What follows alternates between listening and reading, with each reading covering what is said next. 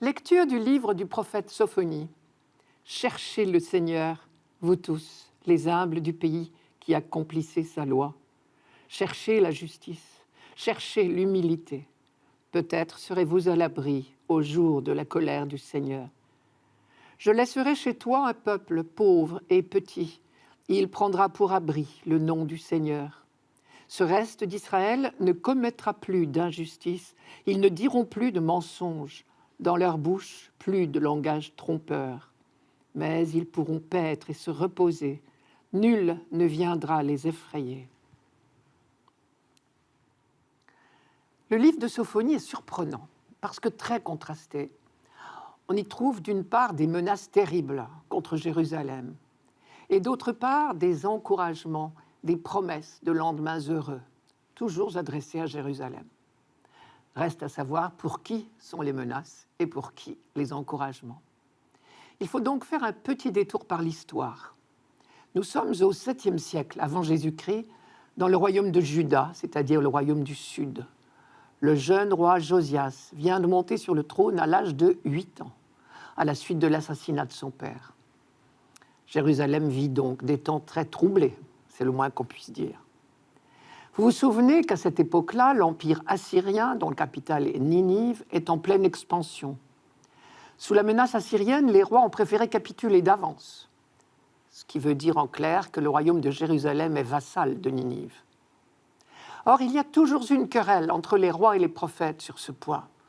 Le raisonnement des rois, c'est « quand on est un tout petit peuple, on ne peut pas éviter d'être dominé par de plus grands.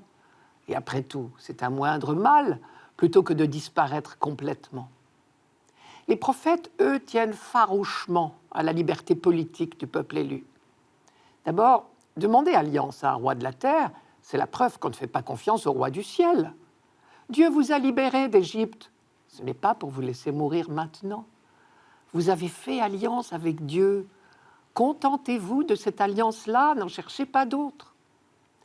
Deuxièmement, si vous faites alliance avec les païens, tôt ou tard, vous deviendrez païens vous aussi. Il y aura inévitablement des périodes de persécution où la puissance dominante attaquera votre religion. Et sans aller jusque-là, accepter la tutelle assyrienne, c'était déjà accepter de voir s'installer dans la capitale d'Israël les représentants d'une puissance étrangère. C'était donner de mauvais exemples, mettre sous les yeux de tout le peuple les manières de vivre et de penser des peuples païens. C'était introduire dans Jérusalem les coutumes, la mode, les lois et plus gravement encore les pratiques religieuses du vainqueur. Par exemple, on a retrouvé des contrats commerciaux concernant des Juifs rédigés en assyrien et selon le droit assyrien. Et pire encore, il se trouve maintenant à Jérusalem des prêtres qui pratiquent d'autres religions que celle du Dieu d'Israël. Or, et c'est là le grand danger, si Israël perd la foi au Dieu unique, il ne peut plus remplir sa mission de peuple élu. Voilà donc les raisons de la colère de Sophonie et pourquoi une bonne partie de son livre est faite de menaces. J'en cite « J'étendrai la main contre la province de Juda et contre tous les habitants de Jérusalem, et je supprimerai de ce lieu ce qui reste du Baal, le nom de ses officiants et les prêtres avec eux, ceux qui se détournent du Seigneur, qui ne le recherchent pas et ne le consultent pas. » C'est le début du livre de Sophonie. Mais parallèlement à ces menaces, le livre délivre un message de réconfort, adressé à ceux qu'il appelle les humbles du pays, en hébreu les anavim, littéralement les courbés. Ceux-là, visiblement, ne risquent rien de la colère du Seigneur. Cherchez le Seigneur, vous tous les humbles du pays, vous qui faites sa volonté. Cherchez la justice, cherchez l'humilité. Peut-être serez-vous à l'abri au jour de la colère du Seigneur. Ce jour de colère, c'est celui où Dieu renouvellera la création tout entière. Jour magnifique pour tous ceux qui auront mis leur confiance en Dieu. Le mal, sous toutes ses formes, sera enfin détruit. Les dos courbés peuvent donc déjà se redresser, reprendre courage. Dieu lui-même est à leur côté. Sophonie les appelle également le reste d'Israël. Et là, il reprend le mot et l'idée lancée au siècle précédent par les prophètes Isaïe, Amos, Michée.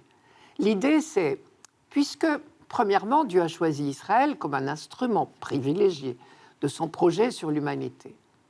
Et puisque, deuxièmement, Dieu est fidèle, on en déduit logiquement que, quoi qu'il arrive, Dieu sauvera au moins un reste du peuple. Et Sophonie reprend ce thème à son tour. Quand tout le mal aura été extirpé de Jérusalem, Dieu ne laissera subsister que le petit reste, ceux qui sont restés fidèles. Israël, je ne laisserai subsister au milieu de toi qu'un peuple humble et pauvre qui aura pour refuge le nom du Seigneur. Ce reste d'Israël ne commettra plus l'iniquité, on ne trouvera plus de tromperie dans sa bouche. Un peuple humble et pauvre qui aura pour refuge le nom du Seigneur. Voilà une définition de ces anavimes, ces humbles, ces courbés. Ce sont ceux qui cherchent refuge dans le seul nom du Seigneur, à l'inverse des rois dont je parlais tout à l'heure. Dans le mot humble, bien sûr, il y a la racine humus, terre. Les humbles, ce sont ceux qui savent qu'ils ne sont que poussière et ils attendent tout de Dieu. Ce reste d'Israël, fait d'hommes fidèles, humbles et pauvres, portera désormais le poids de la mission du peuple élu, qui est de révéler au monde le grand projet de Dieu.